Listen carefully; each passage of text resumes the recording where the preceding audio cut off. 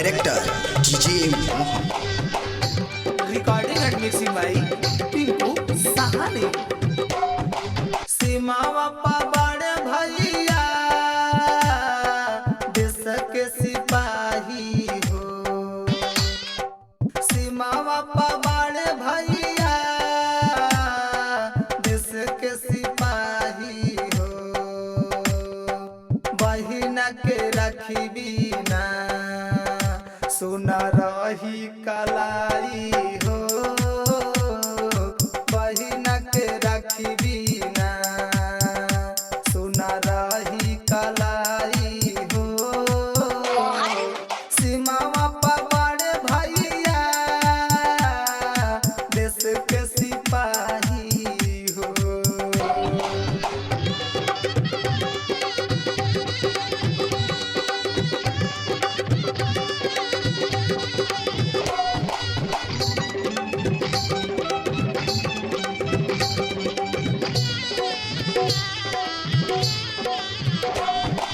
छुट्टी नहीं मिलल उनका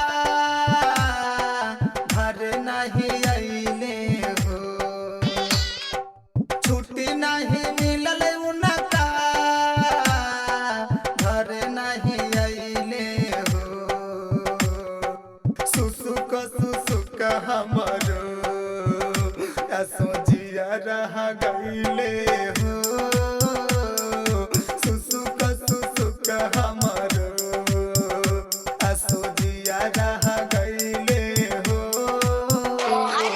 सीमावा पर बड़े भैया देश के सिपाही हो। सीमावा पर बड़े भैया देश के सिपाही हो।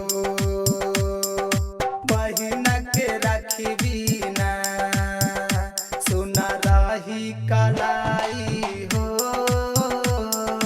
बहिना के रखी बिना सुना रही कलाई हो। सीमावा पर बड़े भैया देश के सिपाही हो।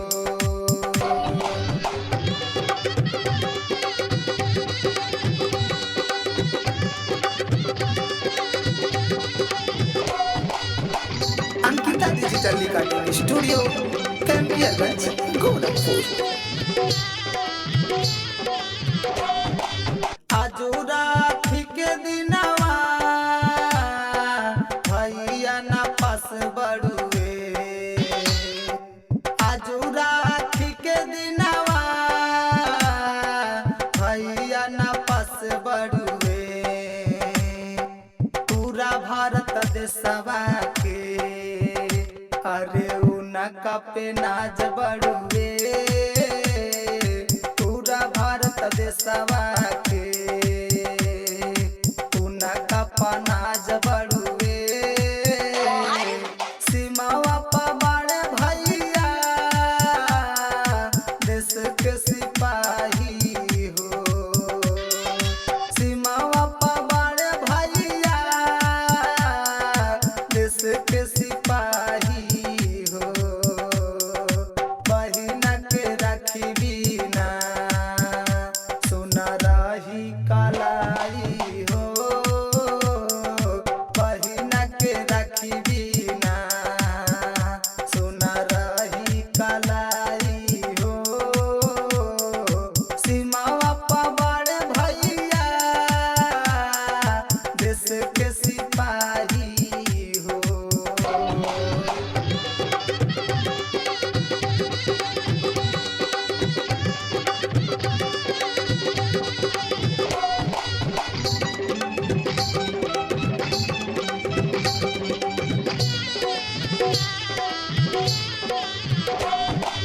हमारे सजिता पिंकू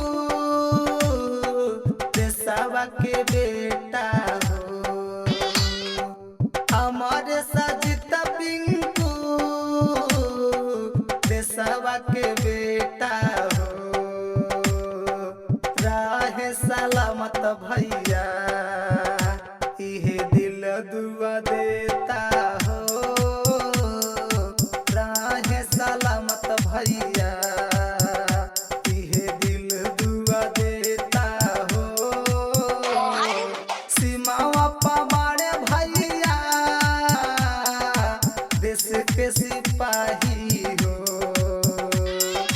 सीमावा पा बाड़े भैया देश के सिपाही हो।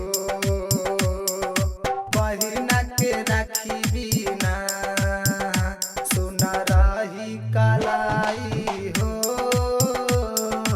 बहिना के राखी बिना सुना रही कलाई हो। सीमावा पा बाड़े भैया देश के सिपाही